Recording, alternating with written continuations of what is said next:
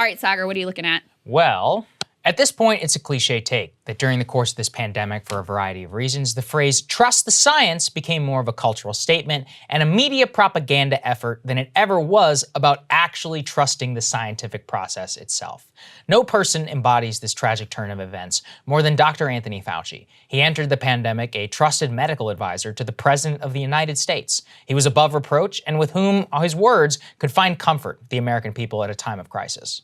Now, what can really be described today as nothing than a sneering clown. Fauci, over the course of the last 2 years, has sacrificed his trust for the American people to a much more important trust to him. That's trust with the mainstream media, the Democratic Party elites, and really with Hollywood, to turn himself into an icon, all effectively to quash serious inquiry into his own conduct before the pandemic. His greenlighting of grant money to the lab, which may have caused the pandemic in the first place, that's gone, ancient history.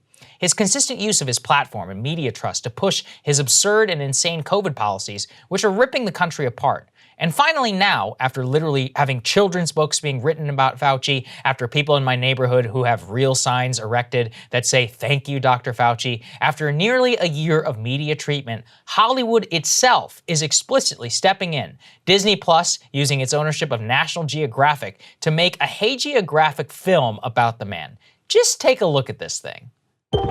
When I think about my dad growing up, I certainly think about that seriousness.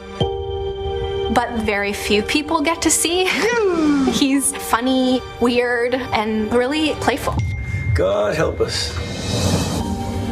In 1981, HIV/AIDS was evolving rapidly and frighteningly. There was anger at the government's response. When you got sick, you were gone fast. It's affecting you now. Yeah. Why? Post-traumatic stress syndrome.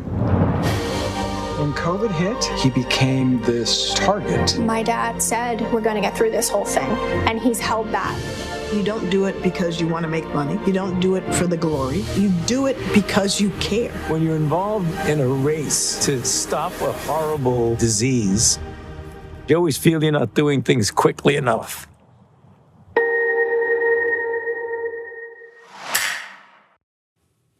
Now, I find this pretty gross for several reasons. Number one, Dr. Fauci's a human being. He's not a god. He's never been elected to anything. As for his so-called PTSD, a lot of people actually involved in the AIDS epidemic are, to this day, actually pretty upset about his handling of that. You can go ask them.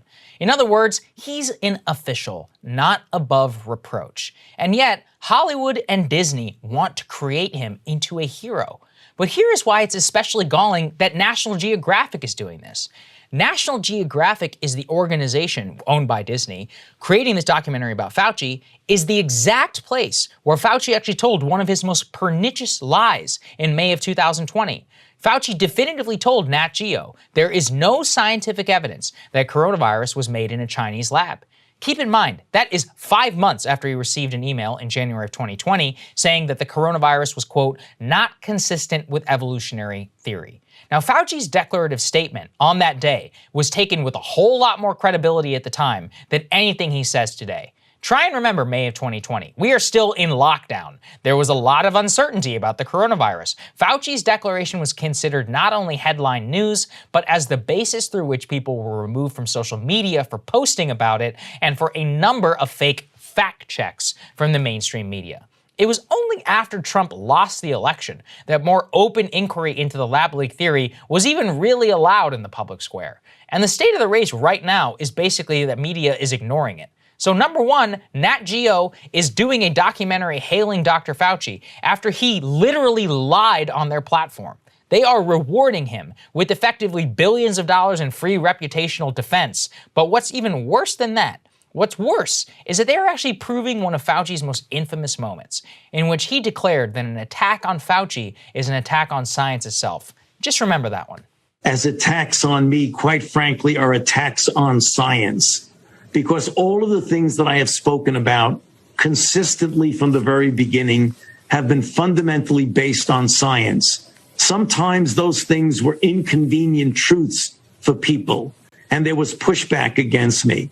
So if you are trying to, get at me as a public health official and a scientist, you're really attacking not only Dr. Anthony Fauci, you're attacking science. And anybody that looks at what's going on clearly sees that. You have to be asleep not to see that.